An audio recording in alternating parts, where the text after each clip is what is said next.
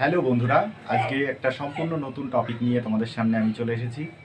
তা আজকে একদম যারা শুরু থেকে শুরু করেছো জেরক্স মেশিন, এই বড় জেরক্স মেশিন দিয়ে কাজ করা, তাদের জন্য তাদের অনেক সময় প্রবলেম হয় যে মেশিনের ক্যাসেটে পেপার চেঞ্জ করলে A4 থেকে A3 এই সমস্তগুলো বা লিগাল সাইজে নিয়ে গেলে পেপারটা বার হতে চায় না।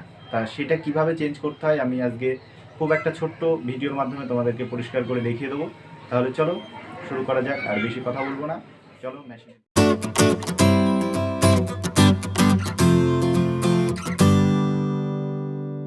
এই হচ্ছে আমার মেশিন।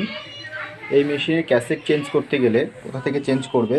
ক্যাসেট চেঞ্জ নয়, ক্যাসেটের পেজ A3 চললে সেটা থেকে A3 বা লিগাল সাইজ আনতে গেলে কি করতে হয় সেটাই আমি তোমাদের দেখাবো। এই যে আমার এটাতে লিগাল চলে, পেজটা নোংরা হয়ে গেছে, তা এটাকে A3 চলে, তা আমি A4 আছে। এই যে এই ক্যাসেট, এটা ড্রয়ারটাকে টানতে হয়, টানার পরে এখানে যে ঘোড়া সুইচ আছে এটাকে ঘোরাতে হয়। এই যে নাম্বারগুলো দেখছো, পেজ A3 সাইজ, এটাকে ঘুরিয়ে এখানে A3 করতে হবে।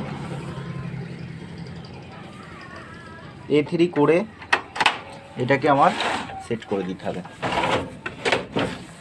তাহলেই মেশিন A3-র জন্য রেডি। ভিডিও টপিকটা ছিল খুবই সিম্পল, একটা ছোট বিষয়।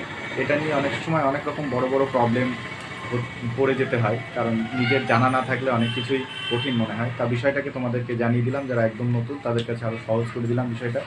ভালো থাকো, সুস্থ থাকো, মাস্ক ব্যবহার করো, করোনা থেকে দূরে থাকো। Thank you.